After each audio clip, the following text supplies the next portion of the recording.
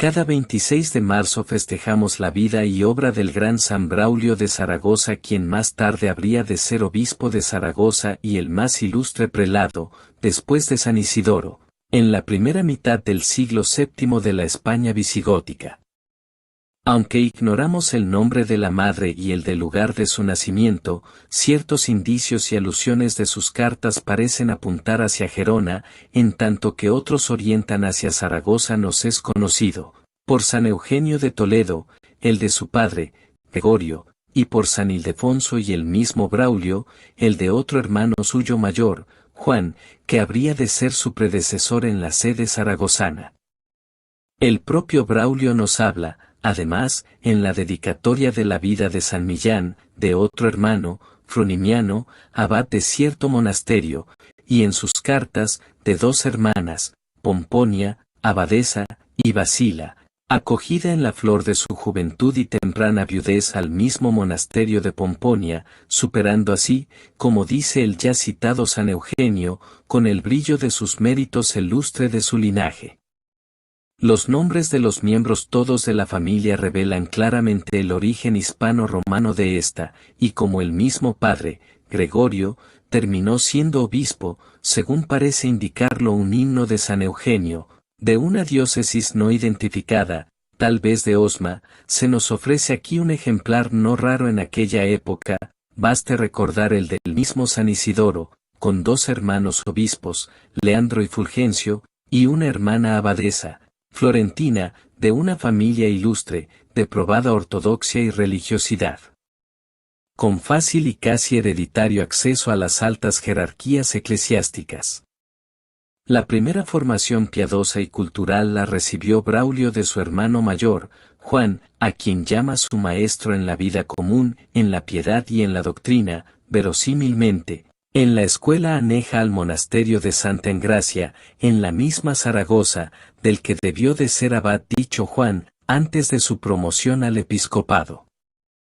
De otro pasaje de las cartas de San Braulio parece deducirse que tampoco fue ajeno a aquella formación su hermano Fronimiano. San Ildefonso nos habla del docto magisterio de Juan en las sagradas letras y de su pericia en el cómputo eclesiástico y en la liturgia, para la que hubo de componer algunos himnos y otras piezas elegantes, y San Eugenio lo celebra como distinguido en toda clase de disciplinas, y a quien la misma Grecia se inclina, frase esta última que parece aludir a su formación humanística. Con tan competente maestro logró Braulio adquirir aquella perfecta y amplia formación, de la que tan gallarda muestra nos dejó particularmente en su epistolario, no sólo en todo el ámbito entonces explorado de las ciencias eclesiásticas, sino también en las letras clásicas y aún en la poesía y la música, ya que también Braulio, como su maestro Juan y su discípulo Eugenio, llegará a componer la letra y la melodía de himnos sagrados, que fueron incorporados a la liturgia de la Iglesia visigótica. Pero la plenitud y madurez de esta formación hubo de cuajar en la escuela y al lado del gran San Isidoro de Sevilla. Empujado por la sed, nunca apagada, de aprender y atraído por el prestigio de este gran doctor de la Iglesia española, se traslada Braulio a Sevilla, donde sin que podamos precisar fechas, debió de hacer prolongada estancia o pasar parte de su juventud. De esta permanencia de Braulio al lado de Isidoro, más aún que en plan de discípulo y maestro en plan de compañerismo íntimo y aún, de colaboración, data aquella profunda, tierna y nunca entibiada amistad entre ambos hombres de cultura y siervos de Dios, teñida, en todo caso, por un discreto matiz de protección paternal de parte del anciano y renombrado arzobispo hacia el joven arcediano y más tarde obispo de Zaragoza, que tan deliciosamente se revela en la mutua correspondencia. De regreso ya Braulio en Zaragoza y nombrado arcediano de la misma, probablemente al ser promovido el año 619 a la sede episcopal su hermano Juan, le escribe Isidoro llamándole carísimo y dilectísimo hermano. Señor en Cristo y amadísimo Hijo, le manda algún libro y le pide otro, le ofrece como obsequio y signo de amistad un anillo y un manto, y hace votos por volver a verle alguna vez, para que, al que contristaste alejándote, de nuevo le alegres presentándote. Corresponde Braulio con grandes demostraciones de cariño y admiración al que llama el más grande de los obispos y el más excelso de los hombres, luminar esplendoroso e inextinguible, expresa, a su vez, vehementes anhelos de volver a encontrarse, le pide las actas de cierto sínodo y, sobre todo, le ruega con insistencia el envío del libro de las etimologías, al que se cree con especial derecho, por la promesa que Isidoro le tiene hecha, y por haber sido escrito a ruegos del mismo Braulio. Promovido por muerte de su hermano Juan, el año 631, a la sede episcopal de Zaragoza, de nuevo escribe al arzobispo de Sevilla una larga carta, llena de elegancia y de humor, en la que simulando unas veces enfados, otras quejas doloridas, ya actitudes agresivas, ya súplicas rendidas y humildes, trata con todo ello de obtener el envío tan deseado y aún no conseguido, del libro de las etimologías. Esta vez el insaciable bibliófilo obtiene su ferviente aspiración, puesto que recibe de Isidoro, junto con otros códices, los de las etimologías, aunque no como él los deseaba y había pedido íntegros, enmendados y bien dispuestos, sino, precisamente, para que llevase a cabo la enmienda, y ello es prueba del concepto que Braulio merecía a Isidoro, que el propio autor, por falta de salud, dice no poder terminar. En toda esta correspondencia entre ambos siervos de Dios se advierte como una puja de mutua estima y de deferencias, de respetos y de confianzas, de caridad y de humildad, de piadosa devoción y de anhelos sobrenaturales, que encanta y edifica.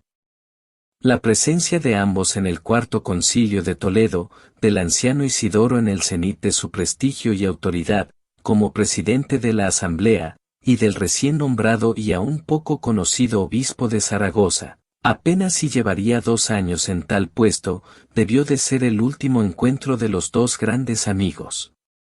Pero al fallecer, 3 años más tarde, el arzobispo de Sevilla, Braulio viene a recoger, como por natural sucesión, la herencia moral y el prestigio de aquel, y a constituirse la primera figura de la Iglesia española.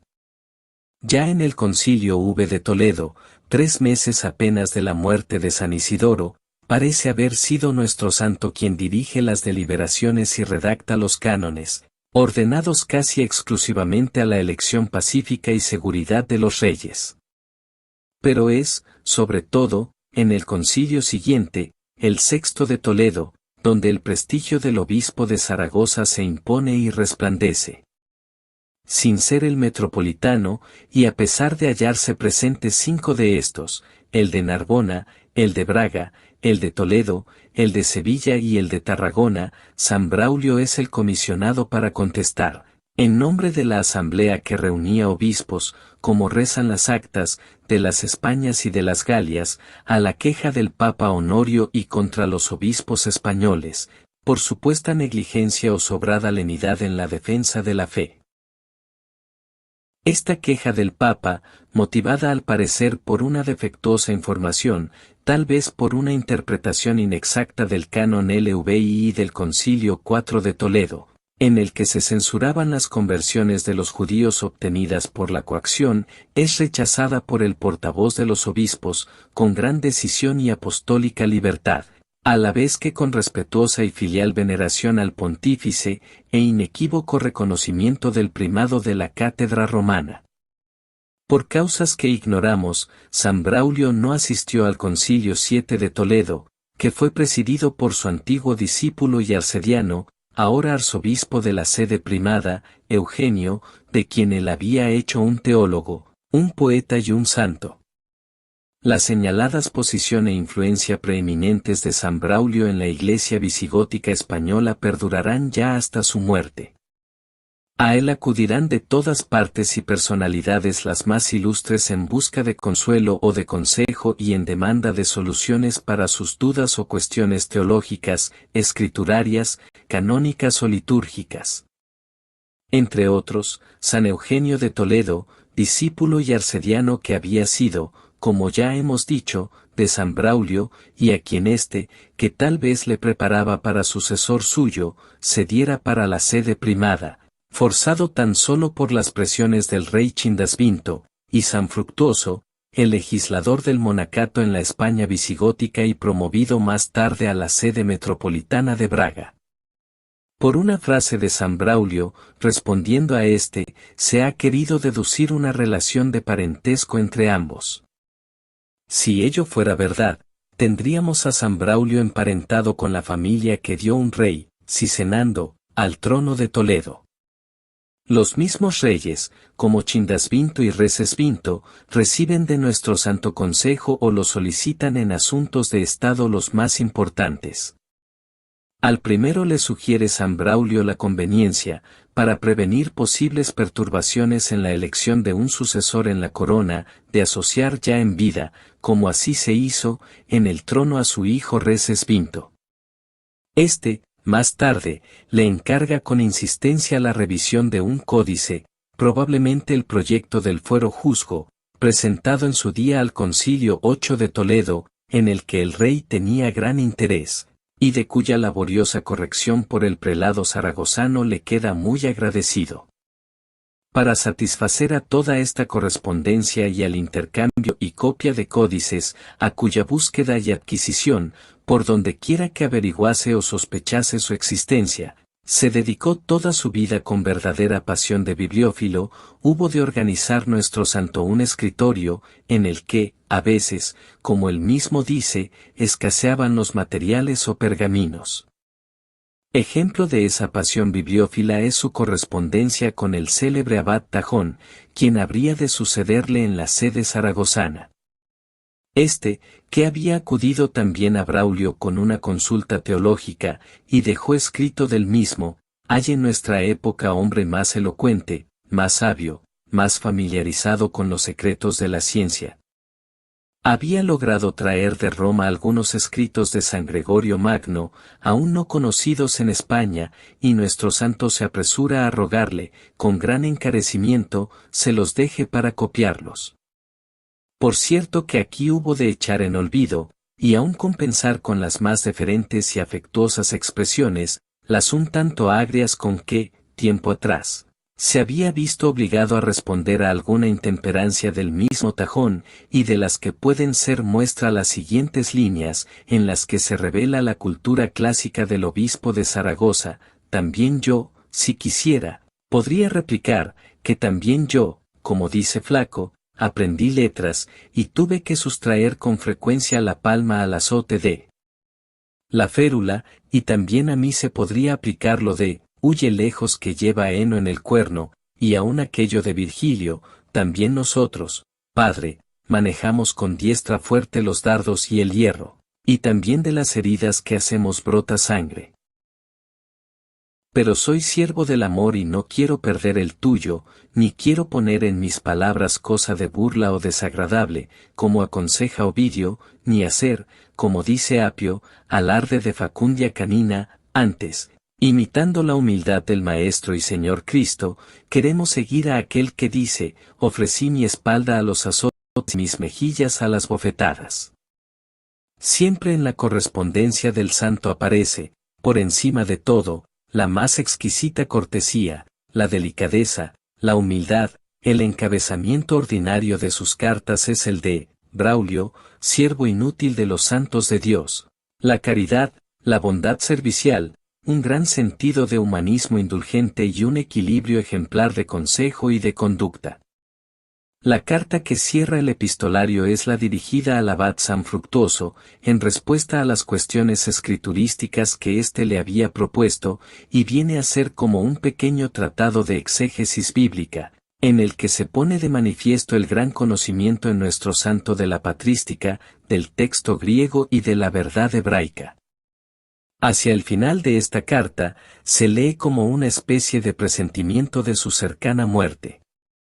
Ya en sus últimas cartas anteriores venía hablando con frecuencia el obispo de Zaragoza de la debilidad de sus fuerzas, de su inutilidad, de sus preocupaciones y contrariedades, compañeras inseparables del cargo pastoral, pero que se hacen más sensibles cuando las energías corporales van perdiendo su poder de resistencia, de sus achaques, en especial de su falta de vista, cansada, sin duda, en la lectura asidua de códices enrevesados y de letra difícil, pero en la última carta nos dice algo más concreto: esperando estoy cada día el fin de mi doliente condición mortal. Y este presentimiento, que para el santo era una esperanza, se cumplió el mismo año de 651, fecha de la muerte de San Braulio. Su mejor elogio fúnebre pudo ser el que en su carta le dirigía el mismo San Fructuoso, y que no era sino la expresión del común sentir de la Iglesia visigótica contemporánea. Damos gracias incesantes a nuestro Creador y Señor, que en estos últimos tiempos ha hecho que seáis tal y tan grande pontífice, que en el mérito de la vida y el don de la doctrina sigáis en todos los ejemplos apostólicos, digno de alcanzar la inefable gloria de la patria suprema, junto con aquellos cuya vida incontaminada imitáis en este tempestuoso mundo.